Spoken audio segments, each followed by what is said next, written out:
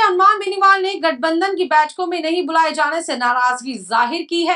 हनुमान बेनीवाल ने कहा है कि लोकसभा चुनावों में कांग्रेस गठबंधन को 11 सीट दिलाने में उनका बड़ा योगदान है, लेकिन इसके बावजूद इंडिया गठबंधन की 2 बैठकों में उन्हें नजरअंदाज किया गया है, जो कांग्रेस नेताओं की मानसिकता को दर्शाता है। साथ ही बेनीवाल ने भी कहा कि अगर कांग्रेस में इतना ही दम होता तो 2 लोकसभा चुनाव में एक भी सीट क्यों नहीं मिली थी।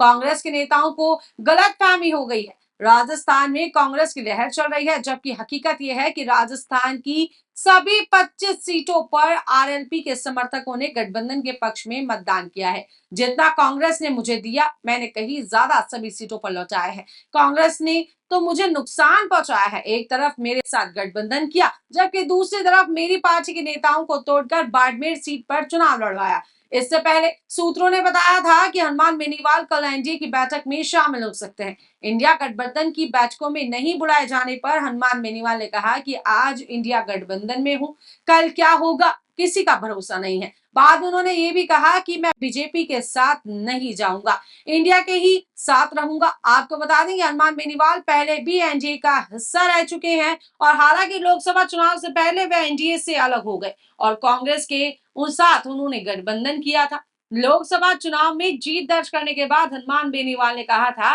कि जब मैं एनडीए से अलग हुआ था तब उन्होंने कहा था कि आप हमारी वजह से जीते हो। तब मैंने कहा था कि इस बार आप आना और जीत कर दिखाना।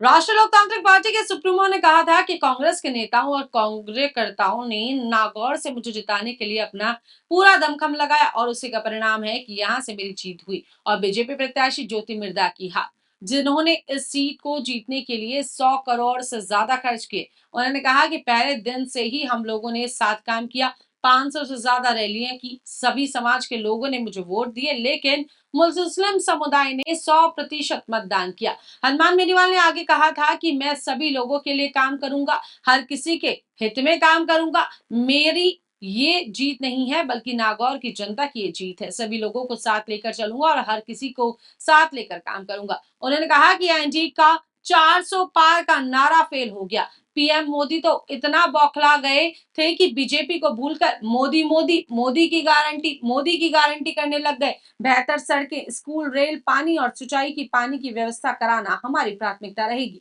राज्य में हमारी सरकार नहीं है, इसके बावजूद भी हम राज्य सरकार से काम कराएंगे। आपको बता दें कि लोकसभा चुनाव 2019 में हनुमान बेनीवाल ने बीजेपी के साथ गठबंधन किया था। तब भी उन्होंने ज्योति मिर्धा को हराकर जीत दर्ज की थी। ज्योति मिर्धा उस समय कांग्रेस के टिकट पर चुनाव लड़ रही थी, लेकिन बाद में बेनीवाल ने बीजेपी से भी गठबंधन तोड़ दिया था। अब हनुमान बेनीवाल की इंडिया गठबंधन की बैठक में नहीं बुलाए जाने पर जो नाराजगी देखने को मिल रही है और जो उनकी प्रतिक्रियाएं सामने आ रही हैं, उसका क्या आगे परिणाम होगा, ये तो आने वाला वक्त ही तय कर पाएगा।